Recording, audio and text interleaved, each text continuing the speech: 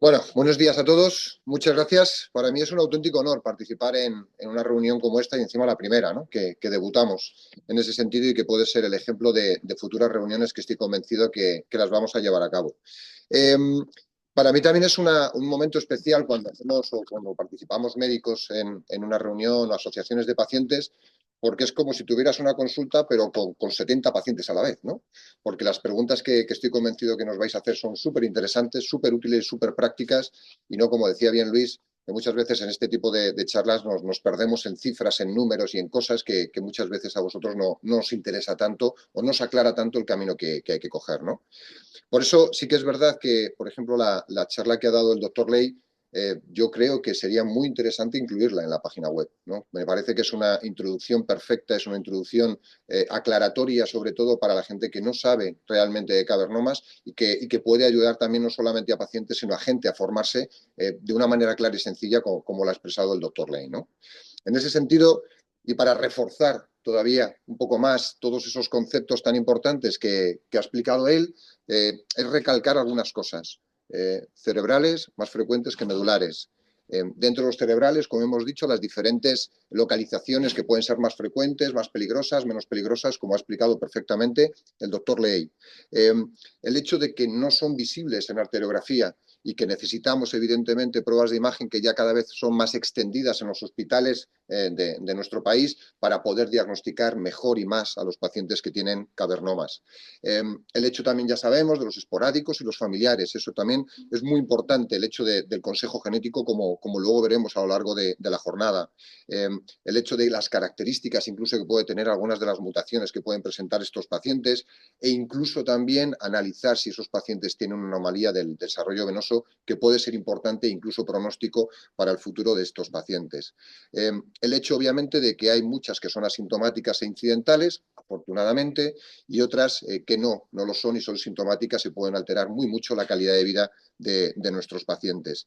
E incluso también tenemos cuantificación de cuán de frecuente puede ser la hemorragia en cada uno de los pacientes, el hecho de que no hayan sangrado nunca, cuánto puede tener ese porcentaje, como veis está en torno a un 0,6, si ha sangrado una vez, obviamente la segunda vez puede ser más frecuente, en torno a un 4 o 5%, y el hecho ya de cuando tienes más de 2 sangrados, ahí sí que la tasa aumenta mucho más, como veis hasta un 34%. Y como veis también las tasas de hemorragia son diferentes si son cerebrales o son medulares. Los medulares, como explicaba también muy bien el doctor Ley, son más frecuentes que puedan sangrar que incluso los cerebrales. Y en cuanto al manejo clínico también, otra diapositiva resumen de lo que ha explicado el doctor Ley. Es decir, tenemos que tener la oportunidad del consejo genético, que es importante, independientemente incluso que encontremos un cavernoma único, quizás merezca la pena también para tener una clasificación y eso nos puede ayudar para el futuro a otros pacientes. El hecho también, obviamente, del manejo de los síntomas, y esos manejos de los síntomas es fundamental. Como decía, no hay un tratamiento médico como en otras patologías o incluso en patologías malignas, que das una quimio, que das un fármaco, etcétera, que te puede ayudar a controlar el cavernoma. Lo que nos ayuda a la farmacología de momento es a ayudar las consecuencias del cavernoma, como podéis ver también en esta diapositiva. Y lo que decía Luis también es muy importante, ¿no? Hay el miedo de cuando se tiene una patología vascular a nivel cerebral o a nivel medular, el hecho de usar o no antiagregantes, el hecho de utilizar sí o no anticoagulantes, y realmente tiene un efecto protector sobre todo en aquellos que tienen aquella anomalía venosa, por el hecho de que cuando se trombosa esta vena es cuando se produce un sangrado también, una congestión y un sangrado en los cavernomas. El hecho de existir este tipo de fármacos incluso puede ayudar y proteger a nuestros pacientes. Y en cuanto al tratamiento de la lesión, pues esa diversidad e individualización que tenemos que hacer. Y no solamente creáis que esto son los cavernomas, cada vez es en más patologías que tenemos en el día a día en nuestras consultas. El hecho de que no vamos a tratar un cavernoma, no vamos a tratar una malformación arteriovascular, vamos a tratar a Yolanda, vamos a tratar a Natalia, vamos a tratar a Pedro, vamos a tratar a Luis, y ahí está la individualización de cada uno de los tratamientos, atendiendo a lo que vamos a ir repasando a lo largo de la jornada. Por supuesto, la cirugía, y yo creo que la cirugía es fundamental, sobre todo en aquellos pacientes, como ha expresado Luis, que han sangrado y que tienen síntomas y que muchas de las veces puede ser ya no solamente curativa en cuanto a lo que es el cavernoma, sino a la resolución de los síntomas que ha producido previamente el sangrado de ese cavernoma. Y yo os voy a hablar de otra herramienta que podemos utilizar para ayudar a los pacientes con cavernoma, que es la radiocirugía. ¿Qué es la radiocirugía? Pues la radiocirugía data ya de mediados del siglo XX, es decir, no es un concepto tan moderno como podemos pensar, sino que ya lleva unos años. Sí que es verdad que además el concepto, la definición que la dio un neurocirujano sueco, que es Lars Leksell, que es el que veis en la fotografía, y además con técnicas y con herramientas que utilizaban los neurocirujanos para tener precisión y poder biopsiar y poder entrar con gran precisión en el cerebro de los pacientes, él dijo, bueno, pues si hay zonas que pueden ser más peligrosas para que operemos, vamos a utilizar este marco que nos va a ayudar a tener esa precisión, pero con una herramienta que es la radioterapia, que ya en aquel entonces empezaba a tener una utilidad en la práctica clínica. De manera que normalmente se hacían en una sesión, normalmente tenía un efecto ablativo sobre lo que se tratara, y en ese sentido por eso se llamó la Junta de Radioterapia con la precisión de la cirugía, radiocirugía, es decir, una radioterapia de altísima precisión. De hecho, este tipo de técnicas realmente ha hecho que la radiación, la radioterapia, sea un instrumento quirúrgico en ese sentido para el tratamiento de determinadas patologías. Y de hecho, una de las primeras indicaciones que se hacía con la radiocirugía no tenía nada que ver con la patología vascular, sino con manejo de patología funcional que tenían los neurocirujanos y que ayudaban a muchos pacientes con este tipo de sistemas de tratamiento. La evolución desde los años 50 del siglo pasado hasta la actualidad es brutal en cuanto al desarrollo ya no solamente de los conceptos de la radiocirugía, sino incluso también de la tecnología que se utilizaba evidentemente para la radiocirugía. De hecho, el primer sistema que yo creo que todos conocéis es Gamma Knife, que se creó a partir de los años 70, precisamente a partir de todo lo que desarrollaba y los conocimientos de Lars Leksell, de ingenieros, de radiofísicos, etcétera, para generar un sistema que pudiera entrar en el cerebro del paciente sin pasar por quirófano, sin tener una recuperación posquirúrgica y que pudiéramos tener un efecto sobre las lesiones que quisiéramos tratar, ¿no? Y en ese sentido, la radiocirugía ha ido evolucionando con otras herramientas, como hemos dicho, de la imagen, porque al principio solamente teníamos imágenes angiográficas también y eso nos ayudaba a utilizar a tratamientos de otras patologías vasculares, como podían ser las malformaciones arteriovenosas, que como sabéis no tienen nada que ver con lo que nos ocupa, que son los cavernomas. Obviamente con el ojo, que son lo que nos han dado las pruebas de imagen, el TAC, la resonancia, etcétera, la radiocirugía pasó de ser algo como esotérico, en ese sentido, a ser una herramienta útil que a día de hoy utilizamos muchos neurocirujanos y muchos oncólogos radioterápicos para ayudar a pacientes como vosotros.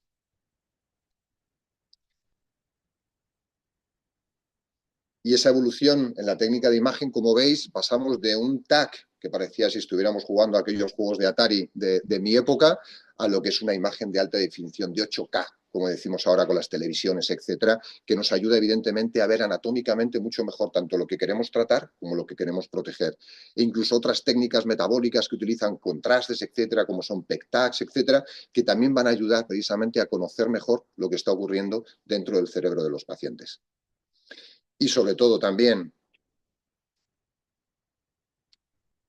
la resonancia. Yo creo que la resonancia ha sido la gran ventana, la gran lupa, el gran faro que nos está ayudando no solamente a pacientes como vosotros, sino también a pacientes con otras múltiples patologías benignas, malignas, funcionales, vasculares, etcétera, que nos está ayudando a entender primero la patología y segundo a poder tratar de una mejor manera a este tipo de pacientes.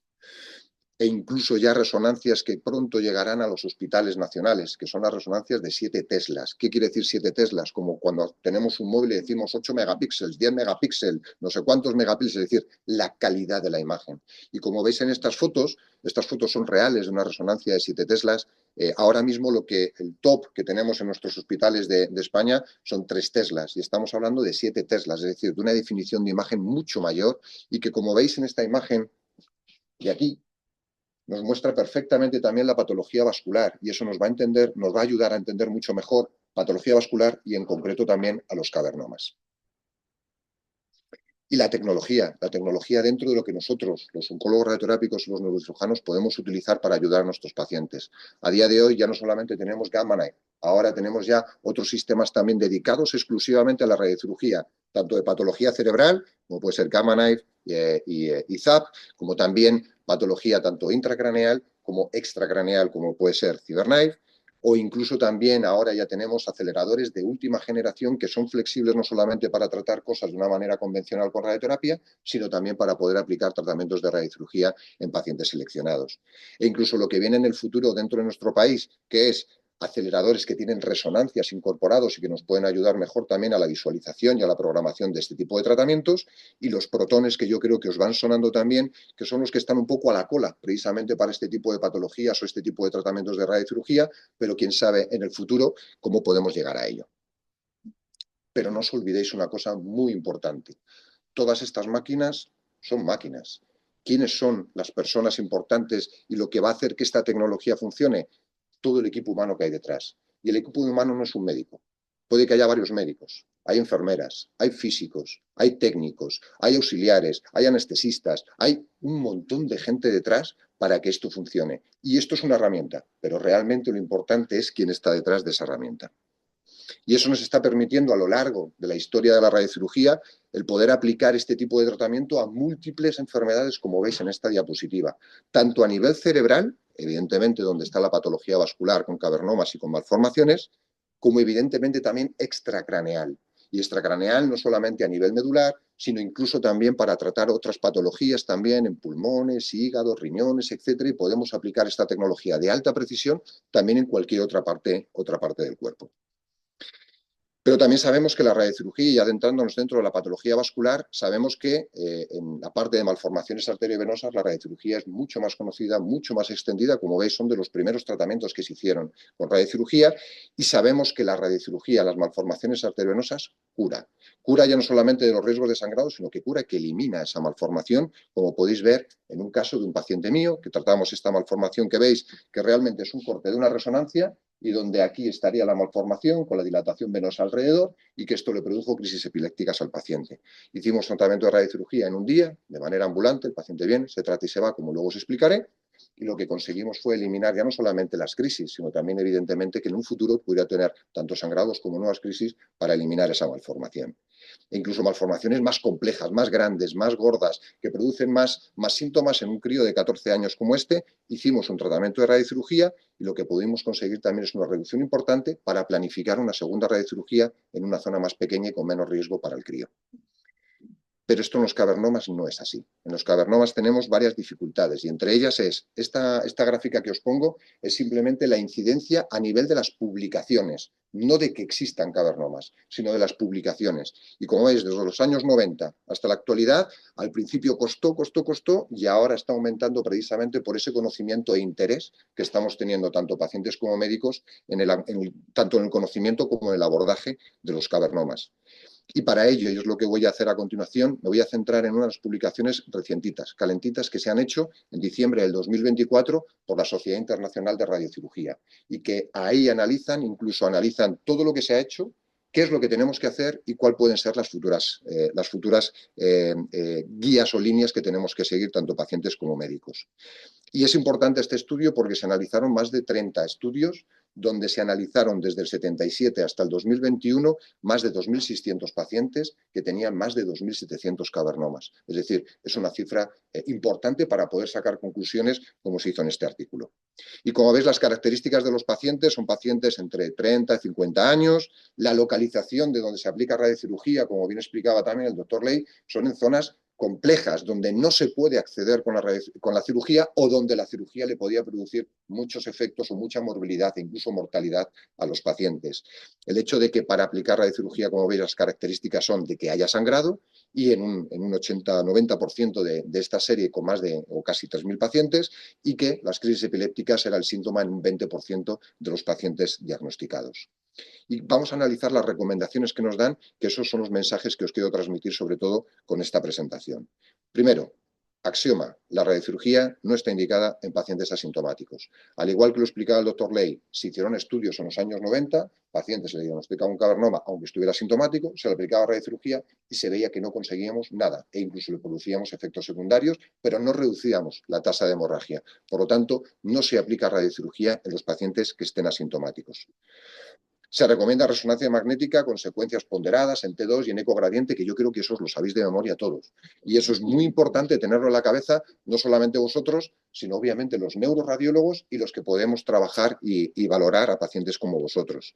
Y ya lo ha explicado Luis, hay muchos tipos de resonancias, la escala de Zambrowski es importante para nosotros, pero para que luego os podamos transmitir información a vosotros. La siguiente recomendación, y aquí es la importante también, la tercera y cuarta son muy importantes, que en pacientes con cavernomas quirúrgicamente inaccesibles o de alto riesgo o ubicados en áreas elocuentes con hemorragias sintomáticas previas, se recomienda la radiocirugía. ¿Y cómo se ha llegado a esta conclusión? Por el hecho primero de cómo funciona. ¿Qué es lo que hace la radiocirugía dentro del cavernoma? Lo que genera es como una especie, para que me entendáis, de inflamación y de transformación del tejido para que algo que pueda ser flexible para que permita la salida de sangre se convierta en algo duro, de manera que reduzcamos esa capacidad de hemorragia. Y eso es lo que hace la radiocirugía. La radiocirugía no se ve, no se huele, no se toca, pero sí que se puede medir, que es lo que hacemos con nuestros radiofísicos. Muchas veces, como luego veremos, vosotros os tumbáis, recibís el tratamiento, os levantáis y os vais a casa. Obviamente, como hemos dicho antes, no se ven en angiografía y en muchas veces las resonancias no hay una capacidad de ver si aumentan, si disminuyen, como veíamos anteriormente con las malformaciones. Y por eso es crítico y fundamental para valorar la eficacia de la radiocirugía el hecho de la valoración y el seguimiento de los pacientes con respecto a los síntomas que presentaban precisamente relacionados con esa hemorragia. Y como veis, en ese sentido, el que crezcan no es un patrón importante, pero sí que sabemos estas cifras que ni siquiera quiero que sepáis, ni que recordéis, ni nada. Simplemente que no es un valor el hecho de que crezcan es malo y el que decrezcan es bueno. En el caso de los cavernomas no está relacionado con la evolución del mismo. Y cuando hablamos de las tasas de hemorragias, que tampoco quiero que veáis simplemente las distancias y la evolución en los estudios que hay desde los finales de los 90 hasta los días actuales, el hecho de que obviamente la mayoría están situados en zonas muy críticas, donde los neurocirujanos sudan evidentemente para acceder ahí y tenemos esta alternativa que puede ser valorada en muchos pacientes. Y si nos centramos en las tasas de hemorragia que conseguimos con la radiocirugía, fijaros qué datos. Son datos muy interesantes que hacen que por fin tengamos otra herramienta aparte de la cirugía para determinados pacientes y pacientes seleccionados. Hasta casi 6 veces podemos reducir el riesgo de hemorragia en estos pacientes. En los 2 primeros años un 3,5 y a partir de los 2 años un 9,1. Nos vamos a la siguiente recomendación, que con el tema de la epilepsia, ¿vale? Otro síntoma que puede ser frecuente en pacientes que debutan con cavernomas. Como bien ha explicado el doctor Ley, esa epilepsia puede tener que ver con ese anillo de mesioderina, que es lo que vemos negro normalmente en las resonancias alrededor del propio cavernoma. Los sangrados repetitivos, la sangre es un irritante muy importante del tejido cerebral sano y obviamente la gliosis, que son esos cambios transformados del tejido cerebral sano por todo esto que os acabo de comentar. Obviamente, si tratamos a un paciente de manera temprana, es decir, menos de 1 año y medio desde que ha tenido los síntomas clínicos, tendremos más beneficio al aplicar radiocirugía. Y obviamente, si disminuimos la tasa de hemorragias, como hemos visto en la diapositiva anterior, también mejoraremos este tipo de síntomas. Y en cuanto a lo que son las cifras, a dónde hemos conseguido con la radiocirugía mejorar en este análisis de casi 3.000 casos, pues 50% de los pacientes estaban libres de crisis epilépticas y un 30,6% disminuyeron tanto la intensidad como la medicación que era necesario para controlar esas crisis. Es decir, podemos mejorar en un 80,5% a este tipo de pacientes. Un dato muy interesante. Las últimas 2 recomendaciones están centradas sobre todo en los efectos secundarios. Como sabéis muchos de vosotros, y es con lo que decimos en las consultas, todos los tratamientos que hacemos en medicina tienen un porcentaje también de probabilidades de efectos secundarios. Con respecto a la radiocirugía y a lo largo de la historia se han ido analizando cada vez esos factores que podían aumentar la probabilidad de tener efectos secundarios en los pacientes. Y uno de ellos es qué tenemos que realmente tratar dentro de lo que nosotros, de la imagen que nosotros vemos en una resonancia, como luego os pondré unos ejemplos. Y el hecho también de aplicar una dosis. Al principio pensábamos que los cavernomas eran igual que las malformaciones dábamos mucha dosis, pues en los cavernomas damos mucha dosis. ¿Qué pasaba? Que en los cavernomas no solucionábamos nada y lo que sí que producíamos eran muchos efectos secundarios. Por lo tanto, la evolución y el análisis histórico ha hecho que bajemos, afortunadamente, mucho la dosis para conseguir los mismos beneficios, pero una mejor tolerabilidad por parte de los pacientes. Y esos son efectos secundarios de un 8% y que, como veis, dependiendo de la dosis, pueden aumentar o pueden disminuir. Y eso es algo que ya tenemos claro. ¿Cuáles son los efectos secundarios más frecuentes que se pueden producir con la radiocirugía? El edema. El edema quiere decir inflamación. Inflamación del tejido cerebral alrededor de donde está el cavernoma, que evidentemente es donde nosotros damos el tratamiento. Y la necrosis. Necrosis quiere decir tejido muerto, que es uno de los objetivos que buscamos con la radiocirugía, pero el tejido muerto no le gusta al cerebro y evidentemente puede protestar dando síntomas que son los que luego nos manifestáis a nosotros. Y ya para terminar, qué es un tratamiento de radiocirugía en la vida real, en el día a día, y es lo que nos dedicamos, por ejemplo, la doctor Cirvera y yo.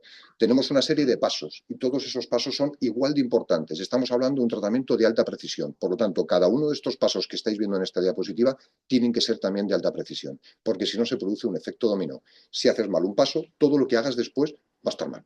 Por lo tanto, es muy importante también la concentración por nuestra parte y de todo el equipo humano que estaría detrás de vosotros. Y como veis, uno de los primeros pasos sería el sistema de inmovilización. ¿Qué quiere decir? El sistema que nos asegura que el paciente, cuando esté tumbado, le pongamos un sistema en la cabeza que ayude, primero, a que esté relativamente confortable, pero también que nos ayude a tener esa precisión. Es como si nosotros fuéramos francotiradores y ese francotirador tiene que tener seguro tanto en el arma, pero como cómo puede ver a ese enemigo y cómo apuntar a ese enemigo. Y los sistemas de inmovilización también han ido evolucionando a lo largo de la historia. El clásico, el de Gamma Knife, que se utilizaba en los años 70 y que se sigue utilizando ahora, es un marco estereotáctico, nosotros lo llamamos como una corona realmente, y está con 4 clavos fijado en el cráneo del paciente para luego anclarse en la mesa de tratamiento y hace que el paciente no se mueva absolutamente nada durante la realización del tratamiento. Y eso ha variado y ahora también tenemos otras herramientas que podemos utilizar, que son lo que llamamos unas máscaras. Máscaras al final es un molde anatómico de la cara del paciente que nos ayuda primero a que sea un poquito más confortable, nos ayuda también a incluso tratar lesiones que puedan ser más grandes y valorar no el tratamiento en un solo día, sino en 2 o en 3, y el hecho también de que esto te obliga a que tu tecnología tenga una radioterapia guiada por imagen muy importante precisamente para asegurar la precisión del tratamiento que tú quieres administrar. Una vez que hemos hecho ese sistema de movilización, el mismo día le hacemos al paciente un TAC sin contraste, un angio-TAC y esas secuencias de resonancia que hemos comentado previamente. Esas son estas 3 imágenes que os pongo en esta diapositiva. No solamente en cortes transversales, que serían la parte de arriba, sino en cortes de perfil, que serían los que vemos abajo. Muy importante que esas imágenes estén bien fusionadas, porque al final, como veis, en un TAC no lo vemos, y en una resonancia sí. Por lo tanto, tienen que estar bien fusionados para que nosotros hagamos bien el tratamiento. Una vez que hemos hecho esa fusión, lo que hacemos es lo que llamamos nosotros dibujar, que es determinar las estructuras que queremos proteger y precisamente el cavernoma que queremos tratar. En este caso es un cavernoma de tronco, como veis en las imágenes. El cavernoma, como veis, es esta lesión de aquí, que vemos la morita de dentro y el halo de mosiderina negro alrededor de él. Entonces, a la hora de contornear o de pintar, como decimos nosotros, el cavernoma, lo que hacemos es coger solamente la parte precisamente del cavernoma y evitar ese anillo de mosiderina que podría producir más efectos secundarios al paciente. Eso es el contorneo y luego le damos una serie de recomendaciones al físico para que prescriba la dosis que nosotros consideramos que es adecuada para el cavernoma y la dosis que no puede recibir el órgano de riesgo precisamente para evitar esos efectos secundarios. Y estos colorinchis que veis aquí, que no sé si lo apreciáis bien alrededor de lo que hemos pintado como cavernoma, obedecen a esta leyenda, que son las dosis que le llegan a cada una de las partes de ese tronco cerebral.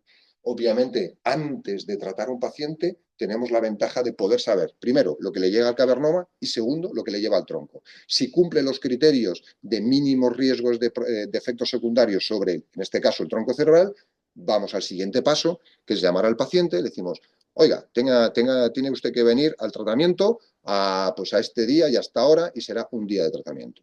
El paciente viene en condiciones normales, no tiene que venir en ayunas, no tiene que venir con ninguna preparación especial para nada, entra dentro del acelerador, este es el que yo utilizo, que es una unidad de CyberKnife en el Hospital Ruber Internacional, el paciente se tumba aquí, con la máscara que le hemos hecho previamente, y administramos el tratamiento. Durante el tratamiento, ¿qué es lo que en este caso yo puedo ver?